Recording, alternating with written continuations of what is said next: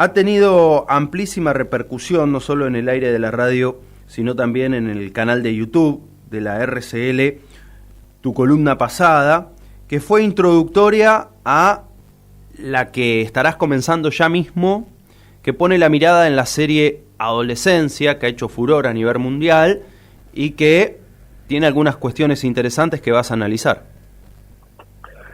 Bueno, sí, el lunes pasado estuvimos hablando un poquito hasta cuándo nuestros hijos son niños o niñas y un poco haciendo una introducción en relación a estas cuestiones que tienen que ver con la crianza y con los grandísimos desafíos que tienen los jóvenes y adolescentes en un mundo como el de hoy, ¿no?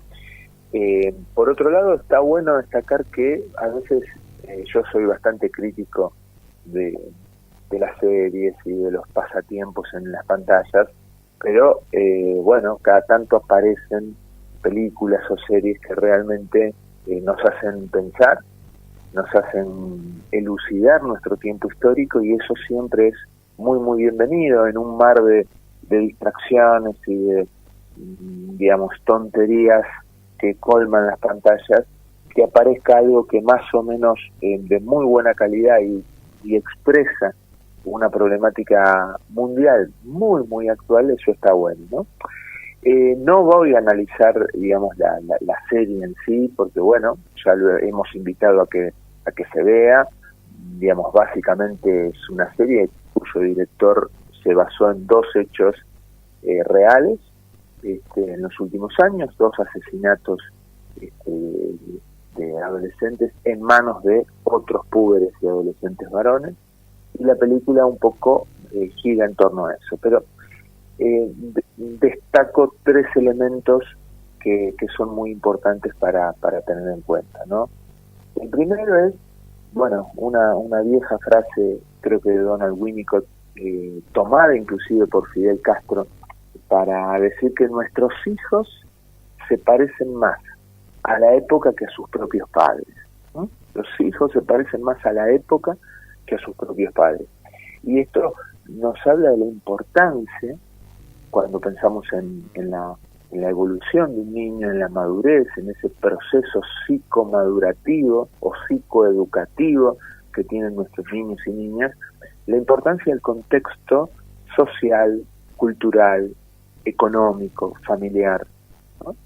Y entonces, por más que querramos de alguna manera a veces marcar muchos valores, y así hay que hacerlo en la familia, bueno, los pibes están mucho más tiempo quizás por fuera de la familia que adentro de casa, ¿no? Entonces no solo en un espacio físico, la escuela, el club, la calle con sus amigos, sino que sobre todo estos últimos 10 años, con la explosión de redes sociales, los chicos están mucho más tiempo también en ese afuera de las pantallas, ¿no?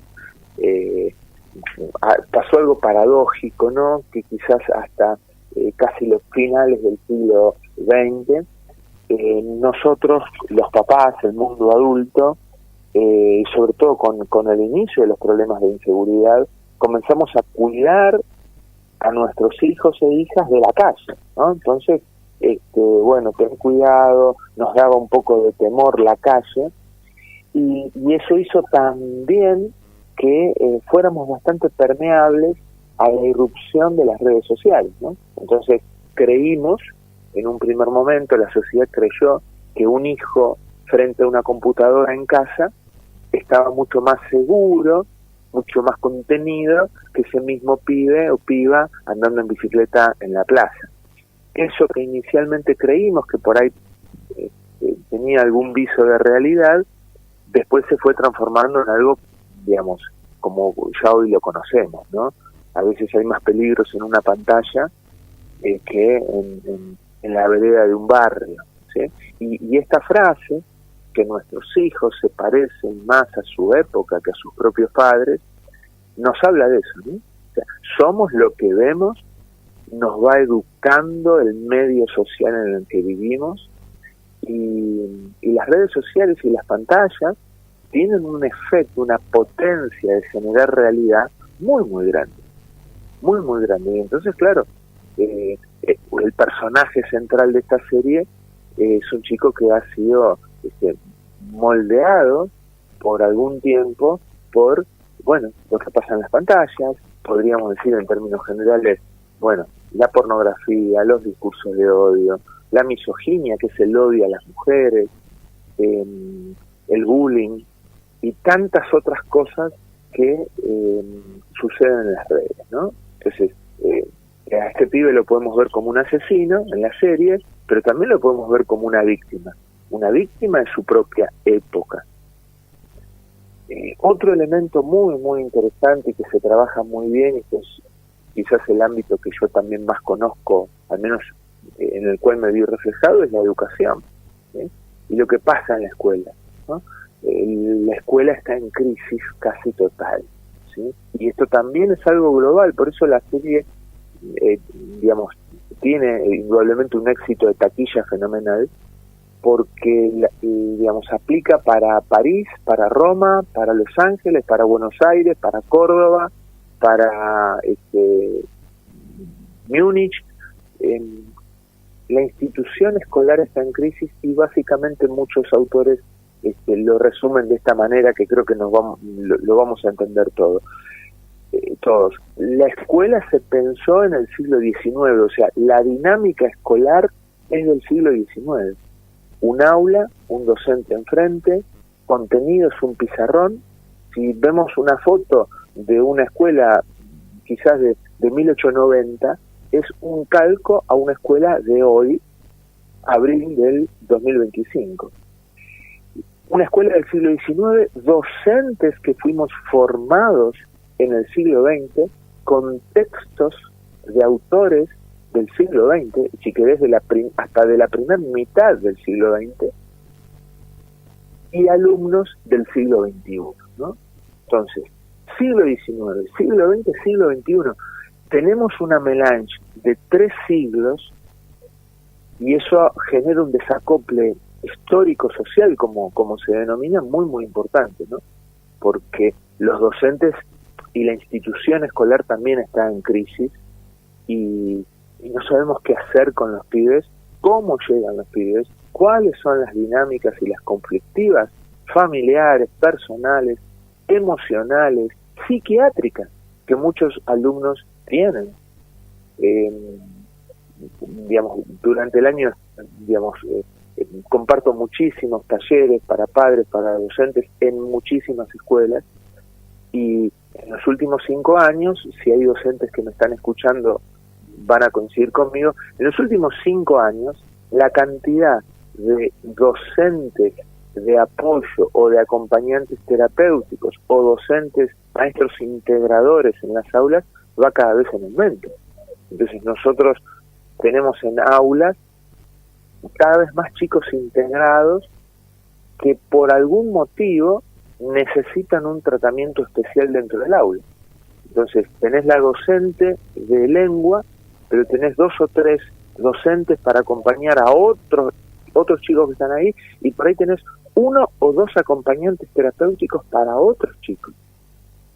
Y el docente tiene que dar clase para todos, entre comillas. Esta dinámica tan complicada, ¿no? que no va a la columna de hoy, también tiene que ver con esa crisis institucional que tiene la escuela a nivel global, ¿no? Y la serie lo muestra claramente, ¿no? Docentes que gritan, docentes que no saben cómo contener la mala conducta de los pibes, desinterés en relación al estudio, a lo que la escuela les puede dar, ¿sí? Mucha violencia entre ellos, mucho bullying, y docentes también tapados por la burocracia, ¿no? Eso también se ve muy claro en la serie, ¿no? Docentes que están más preocupados por llenar la planilla o porque la directora o el inspector no los rete que por el acto educativo, ¿no? El amor a la tarea. Y el tercer punto que quiero compartir con ustedes en relación a la serie, bueno, también lo hemos hablado acá muchas veces, ¿no? Los padres cada vez más ausentes, padres desorientados, padres que miran su ombligo, sus preocupaciones materiales, digamos, gente que no necesariamente tiene que ser malas personas o estar mal educando adrede a sus hijos, sino que el mundo adulto está preocupado por la cuestión laboral, por el dinero, en muchos casos también por ese propio hedonismo, de bueno, mi tiempo, hoy voy al gimnasio, mañana me toca pádel, pasado me voy a cenar con mis amigas, y bueno, ahí también, ¿no? Los papás cada uno en su mundo, y entonces los hijos adolescentes cada uno en su habitación, cada uno expuestos a este primer punto que hablábamos, la época y ese atravesamiento cultural, esa bajada de contenido, ¿no? Porque muchos papás dicen, no, la nena está en su habitación estudiando, o está leyendo, o está hablando con una amiga. Y por ahí la nena está siendo víctima de un ciberabuso, de un ciberacoso. La nena por ahí está, entre comillas, mandando fotos a un adulto que ni conoce. El nene por ahí está mirando pornografía, o está mirando cómo le cortan un brazo a un tipo. Es decir, los padres cada vez más desorientados. La serie trabaja mucho el tema de la soledad, ¿no? Es una serie que está tan bien pensada que trabaja muchos temas y uno inicialmente no se da cuenta, pero cuando la empezás a masticar lo tomás, ¿no? Y la cuestión de la soledad también, ¿no? Padres solos, matrimonios cada uno en su mundo, e hijos obviamente que se van criando solos.